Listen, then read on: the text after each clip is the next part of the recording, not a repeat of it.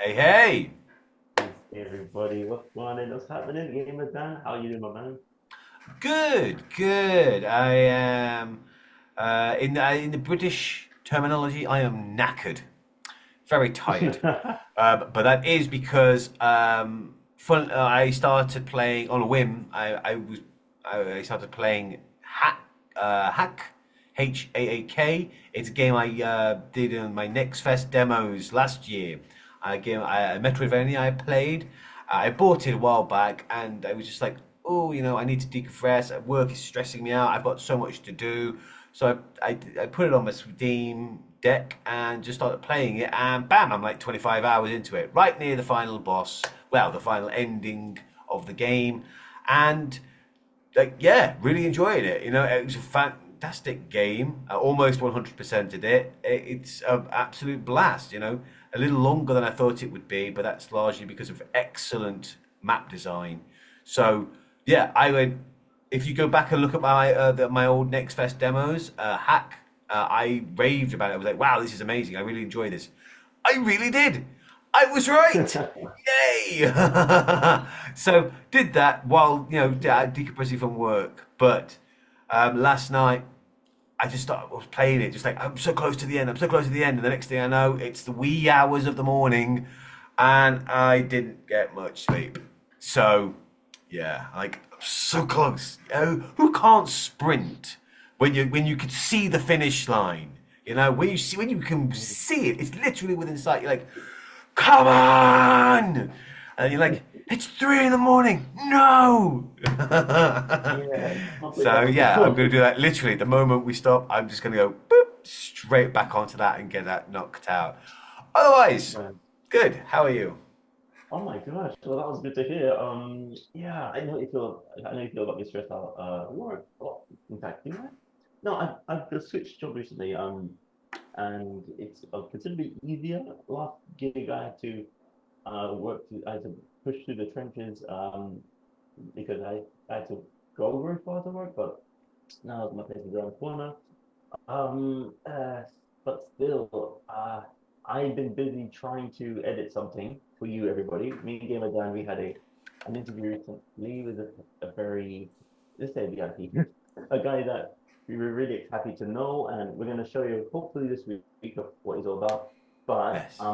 yeah, while I've not been busy moving to work, I've been busy with classes and what have you, so I didn't have enough time to edit. So this week, hopefully, you'll wrap it all up. And yeah, who knows? We may be able to test. I think he offered the dude in question offered the an early draft of the game for us to play.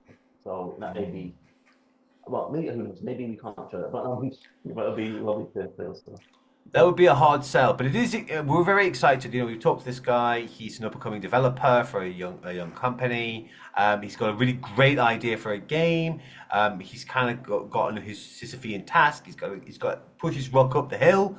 But we are here to champion him, to kind of yay, sing his praises, and it was amazing talking to him.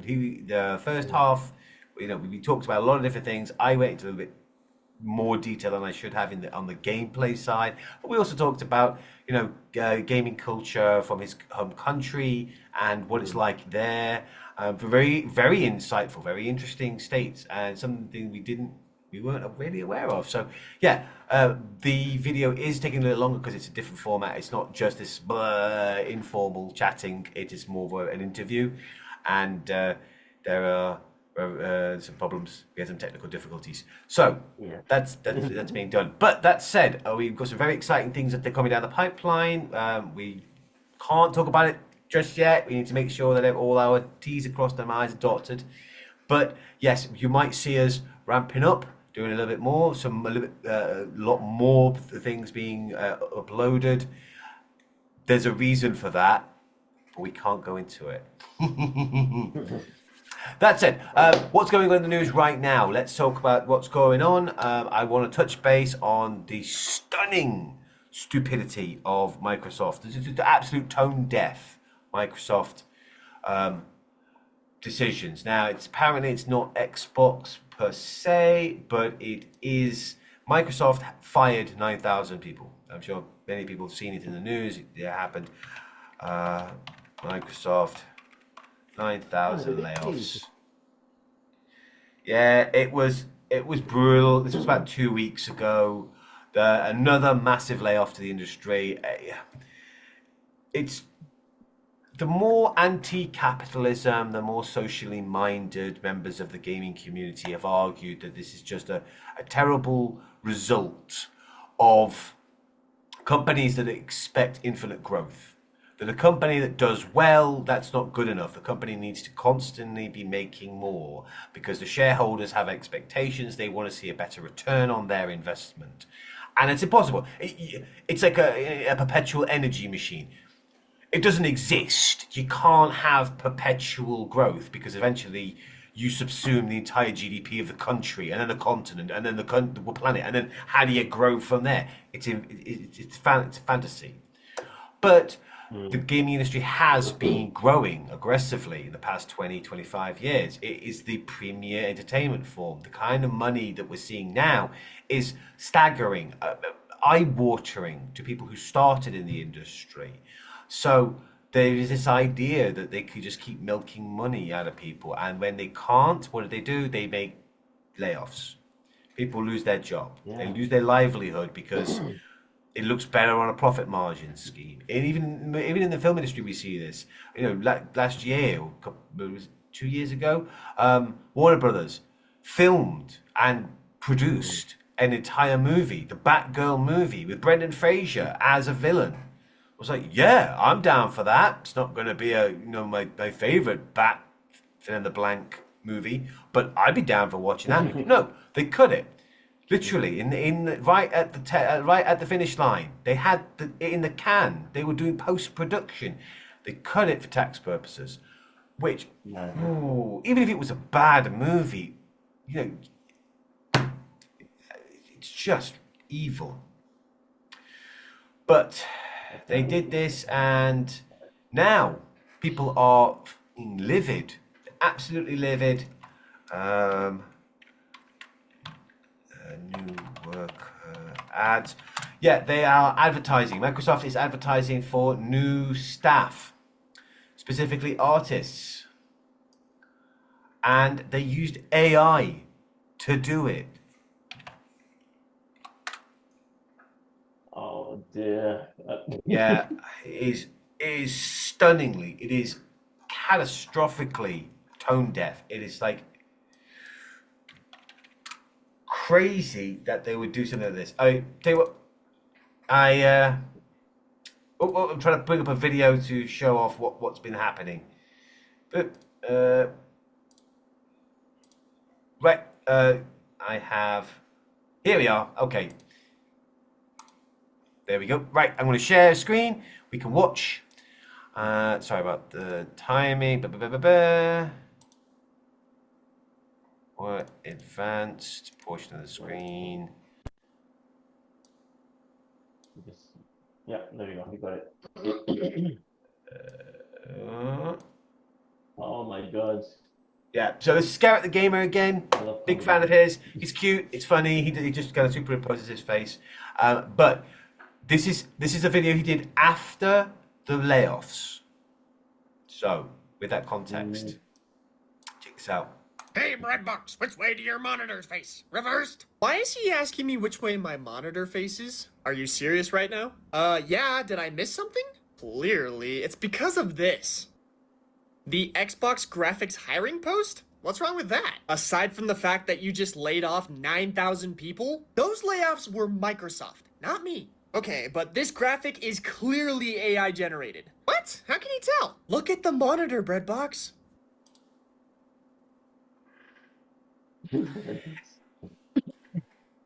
Like the stuff on the front of the screen is actually on the back. That feels like a six-fingered AI mistake if ever I saw one. Seriously. Like, the fact that it wasn't the fact that it was made. It was the fact that no one noticed it and they published it. They put it out to the world going, hey, yeah, we need graphic designers. Clearly, because you can't even work AI right. Dude, you know what I love about this? I just love when these Sorry, let the video play. Sorry. Yeah. An AI-generated job listing for artists, nonetheless, right after Daddy Microsoft laid off all those people? Not your best move. Hey, Breadbox. Yeah, it is stunningly tone deaf. Now, I respect that. It wasn't Xbox, the Xbox company that made those layoffs. It was Microsoft, and they used people from a whole bunch of different diverse fields and offices. And Microsoft is a company; it's a private entity. It can hire and fire as it wills. But firing so many people and then trying to hire people using AI just That's hilarious. Oh my god! It makes you think of if anyone's seen The Matrix Reloaded, the Oracle says a line to Neo. She says, "What do all men with power want? More power." Yeah.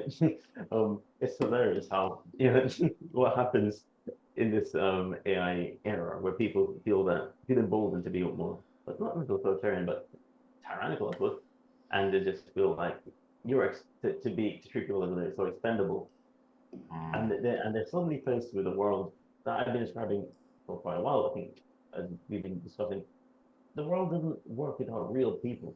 I just saw a video. I think Adam Gold put a video saying women are done, or you've probably seen all these kind of videos. So they're saying, oh, with AI, the adult industry is gonna take a hit. All these OnlyFans. I'm thinking, you idiots!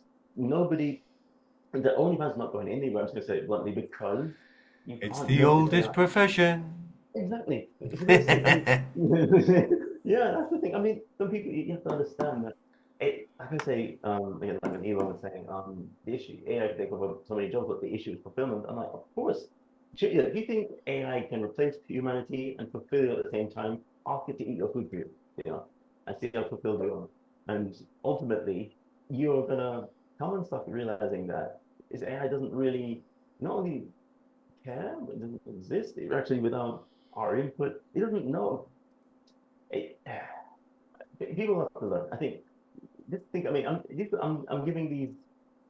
I'm giving these. This philosophy of mine, this good taglines and slogans, if you will, of to try and drive the point home. But when people try and see how far you can go with this, I don't need humans. I got a computer. I think some people are not going to learn until they actually try it and see what happens.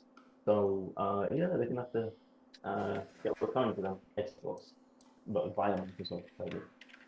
But yeah, bloody hell, mate. Yeah, I absolutely agree with you, and I think I and you, our generation, and I hate using that term because it's a crazy concept, but we were young when the internet became a thing, and we accepted it wholeheartedly. It was a new technology. We were very, very prolific on it, and we helped turn it into like the what it is now. It's a massive communication network that everyone uses. It's considered by American lawmakers as a necessity, it's a utility. It's a vital to humans' existence as water and electricity.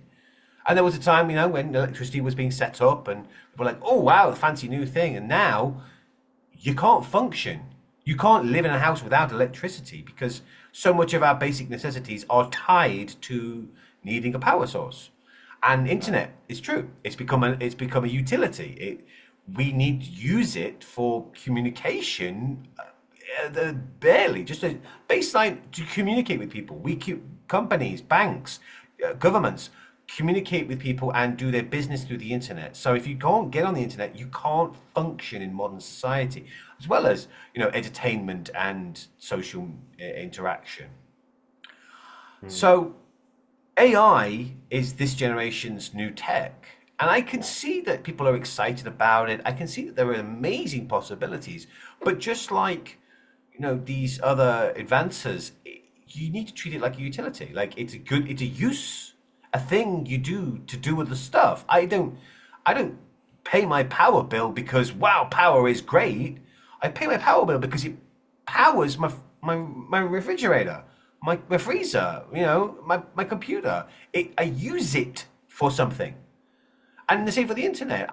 Internet's great and all, but I'm not on it for the sake of being on it. I use the internet to find things, to watch things. I use it as a necessity, as a need to fulfill like a function. And I love the fact that when we've talked about AI, you've highlighted so clearly that yeah, use AI as a tool in your toolbox. It's not an entity in and of itself, but people do. I do think that people are like rivers. They will take the path of least resistance. They will cut a path that follows the thing, and AI just feels like the ultimate shortcut.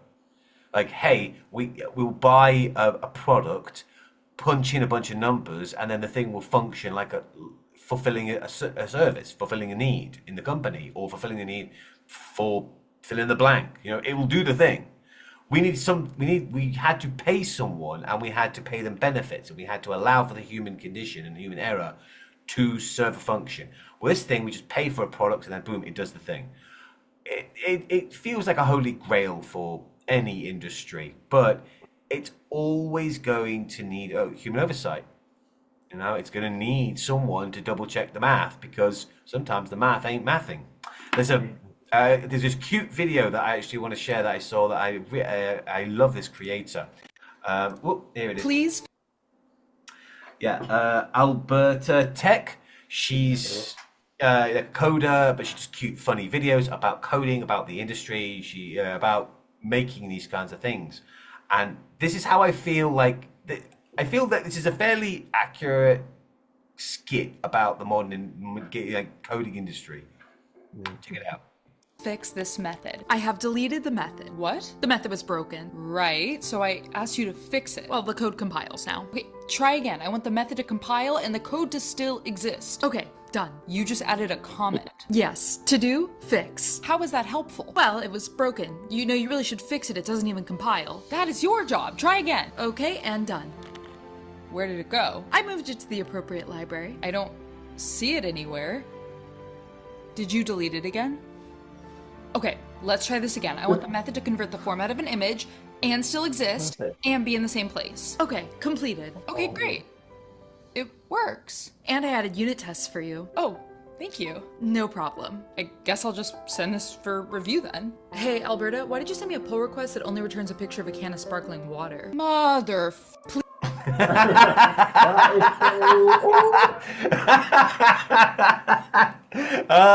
That makes me laugh. Every time I watch it, it makes me laugh.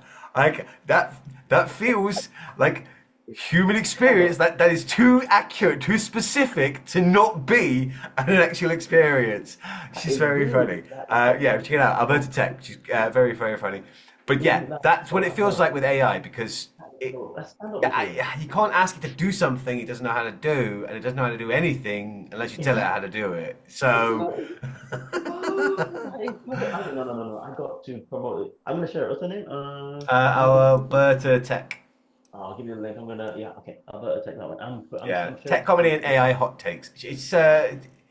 It's funny. I like her stuff, and she does a lot of like little coding jokes and AI hot takes and stuff like that. Of course, it is stand up. She's a tech channel, tech comedy caricature. But that is okay. That's it, isn't it?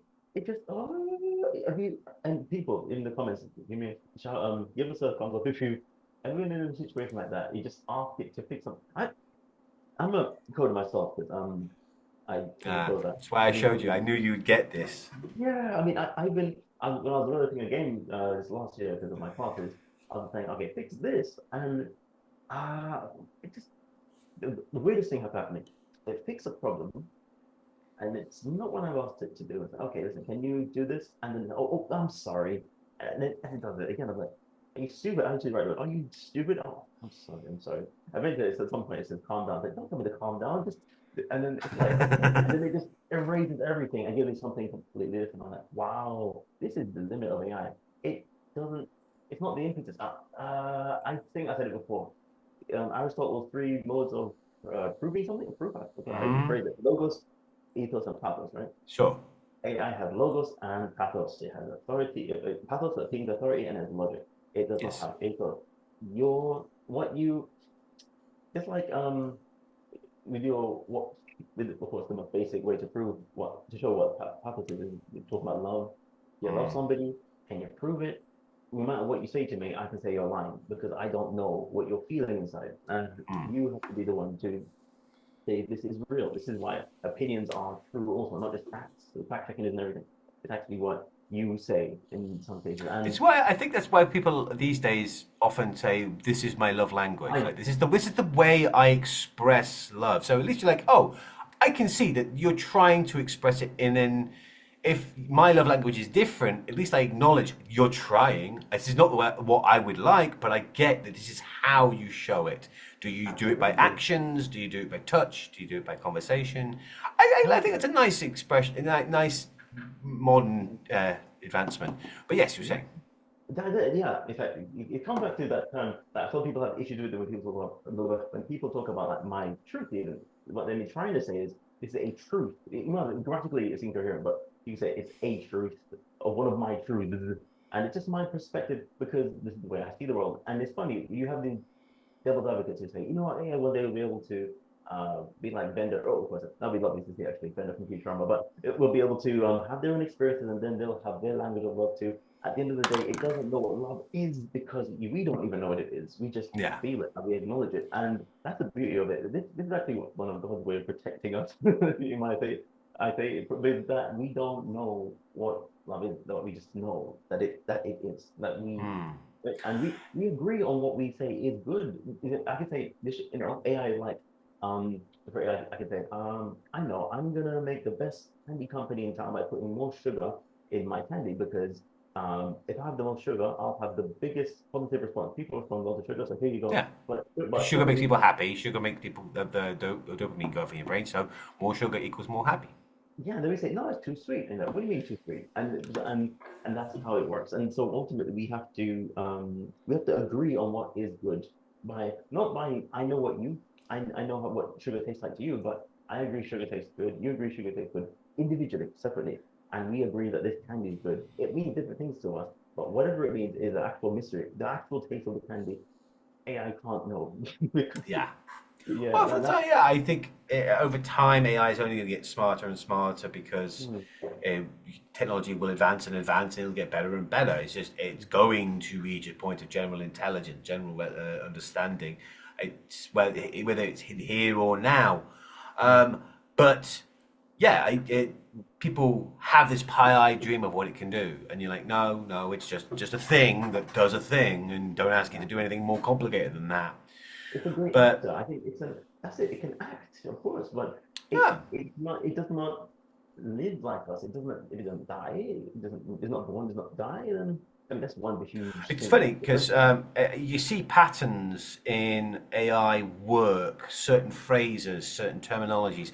In the past 2 weeks, I kind of gone onto a big sci-fi short story kick on YouTube. I've been putting on a lot of these, oh, the aliens thought they knew everything, and then they met a death world short stories. It's AI generated images and then an AI generated story, and most of them are pretty good. There's a few with like glaring logical inconsistencies, Yeah. but for the most part, they're quite engaging, quite interesting, and they've portrayed humanity positively, but from different aspects. Like, oh, our warfare, we use chemical propellants and kinetic weapons, and the aliens laughed at us as primitive, and we went, "Have you ever been in a war? Your vaulted plasma shields. All it takes is one piece of shrapnel to hit your power bank, and boom, it's dead weight. Our technology is battle tested," and the aliens looked in terror.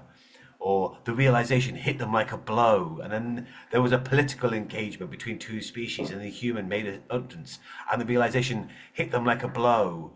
And then you realize, I listened to so many at this point, I'm hearing the same linguistic patterns. People are using these same programs to tell a story, and it's defaulting to similar patterns because these are terms that relate to what's expected. And in these specific circumstances, if you're telling a story and you want to convey this kind of emotional thing, they only have one or two ways of saying it.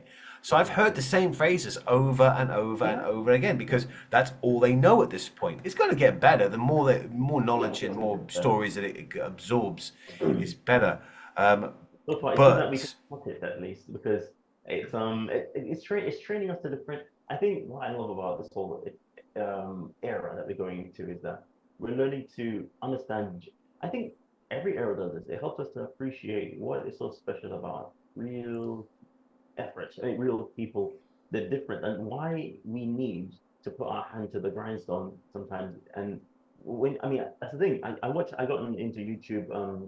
It's funny because people act like AI also. So I got into YouTube shorts that are showing like this burger made in this restaurant. It's slathered with this cheese and it's got this jalapeno relish and whatever. And the people tell I it can't like, watch those. It just make me hungry. like, yeah, I watched a few of them. I was like, right, I'm going for a burger. and I'm like, oh my God, what am I gonna do? And my mouth is just watering. But I was thinking to myself, the way you talk, it's almost as though AI could be doing it, but it's too good to be AI. And of course, not to mention you have an actual person eating it and talking to the camera if it's in pieces. But at the same time, it's probably chopped together with like an AI editor like Veed or something. And yeah, and here we are. And right now, we're having to differentiate the differences just to be able to preserve ourselves, preserve our jobs, preserve our work. And thankfully, YouTube has said they're not monetizing AI voice video these days, which I guess is good news for us. But they are prevalent. There's a massive growing. More and more channels are appearing. What they tend to do is people will get an AI story and they get AI images to go along with it, but they'll get a person to narrate it. And then for me, like, there are a couple of channels I quite like because I like the narrator. I like the human touch, how they tell the story. So the human will go through it and then they'll kind of proof the story. And then there's a lot of really good stories. So yeah, it's weird. It feels bad that they're not being monetized, but I do know that a lot of them are just like someone went to ChatGPT, put in a description, boom, it comes up. They put up pictures, and then they just whole slog it out there. So they're poisoning the well. Yeah, it's interesting to see. If you get down the nitty gritty, the whole point of this is that the nitty gritty, companies are firing people, using AI to try and get people back or to fulfill these roles, and it's not working. It takes so much more effort to get it done, and it's an ongoing process. But it's interesting to watch. Like AI as a concept, I'm tentatively excited about, but I was tentatively excited. I was very excited about the internet and what a cesspit that became. Right, before we finish, we'll finish this up. We'll only be a short one this week, but I do want to touch on the apparent kind of friction between Sega and Nintendo. And many people are aware that Nintendo has implemented the virtual game cart. So there was a massive upgrade to Switch 1s and Switch 2s. They use virtual game cards. And when you buy a game now, most of the games that you buy, you don't actually have a game on the card. On the physical thing, you plug into the device. That's just a key. That key will unlock the online downloadable, and that means that you're not buying a game. You're buying access. Now, that's not new. I have a massive Steam library and even bigger Steam backlog. Jesus, at some point I will take a pickaxe. I'll chip away at it bit by bit. Hey, I did with the first one, with the game I talked about.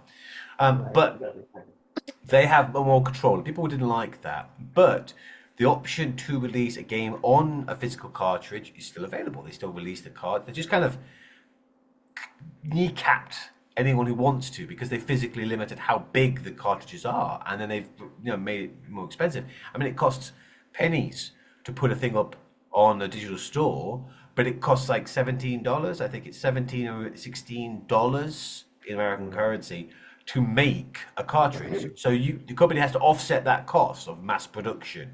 So it makes financial sense to just put it up on the digital store, and that's what the virtual game carts are for.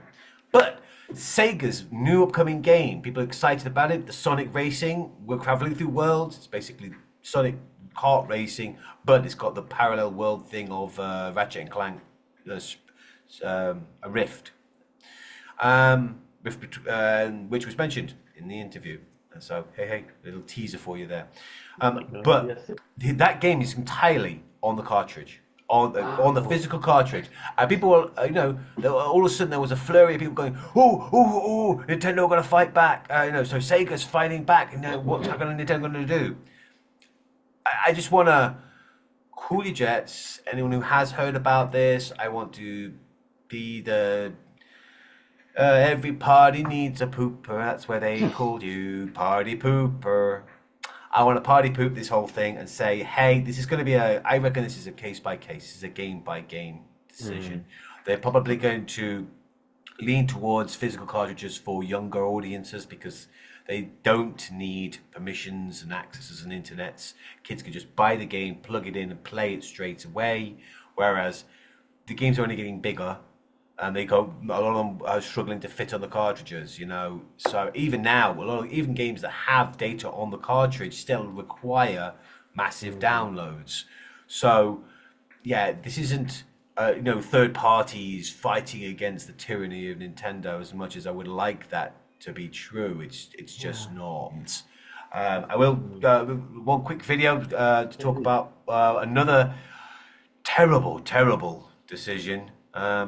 Would it be alright? Check this out. This is worse than going on. So check this dude. A guy who bought a Switch 2 got his Switch 2 banned because he bought used games off of Facebook Marketplace. Basically, That's not entirely true. Okay. Thank He you. does explain why. the guy who sold these on Facebook Marketplace bought the copies of the game for themselves and then made a copy to use in their own Switch and then sold the originals on Facebook Marketplace. And then when the guy who bought it on Facebook Marketplace put it in his console, Nintendo realized that there was 2 copies of that game existing and they banned the guy's Switch 2 who bought the games. Now the guy... So yeah, this is specifically someone bought the physical cartridge with a code registered to that copy. And when you plug it in, Nintendo registers that code. It goes, yes, that is a valid code. You can play this game. One of the biggest things that I think this is kind of revealing how Nintendo's doing this, but they check the code, check that there are no other copies, there are no duplicates. Like a lot of people who, five-finger their games through a website. Not suggesting you should. Piracy is a crime, generally. But they're downloading the same version, the same copy. So there are thousands, tens of thousands, hundreds of thousands of copies of this exact same game that people will be using. But Nintendo's cracking down on that. Now, the kid got unbanned. But yes, this is becoming more prevalent because a lot of people will make dumps or will make copies of their games before they resell.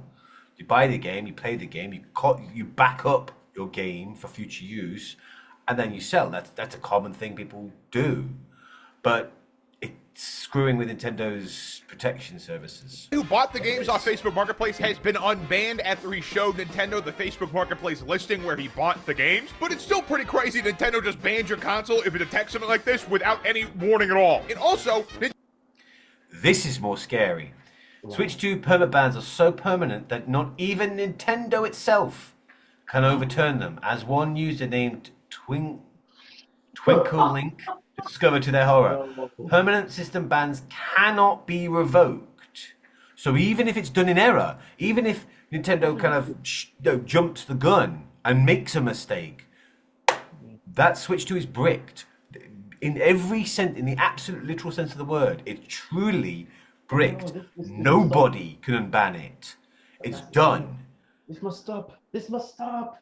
Yeah, that is. I think we need to. I want to do a little bit more digging into this because No, this must stop. I want to. I know a little bit more. But if this is true, yeah, man. I thought it was a case of, oh yeah, we're bricking your system, but if you negotiate with Nintendo and explain, and there was an error on their part, oh yeah, that's fine. And like the kid with the permanent ban, but he was playing a Switch 1. So it's going to cause problems. I can see it right now. At the very least, Nintendo has to give them another Switch. I mean, but if they're not going to do that, and they say the whole is street credit, this is not going to pan out well. Not my words, but I love Nintendo. But yeah, I love Nintendo. At this point, as a conceptual level, I mean, their actual practices are kind of screwing people over. I love their IP. I love their IP. I love their IP. But I cannot condone this kind of thing. I can't. I mean, people are going to be paying a lot of money for a device and then having it bricked by no fault of their own. And there's nothing Nintendo can do. it just feels like a really aggressive anti-consumer mood. And I do hope that the Brazilian law case at least shines light on that, and on an international stage we get a few more consumer adversary groups. Advocacy, not adversary. They're not fighting consumers, they're fighting for consumers. Yeah, that's just something I wanted to bring up because the bricking thing we talked about before, but this is just, I don't know. Comment, put in the comments. Yeah, what do you think Got about the bricking? Yeah, I think should it be an unbrick? Should it be a switch? Crusade. Either way, thank you for watching. We've got more stuff coming along soon. Keep an eye on everything, and see you soon. See you. Thank you, Gamer Dan. Peace. Peace.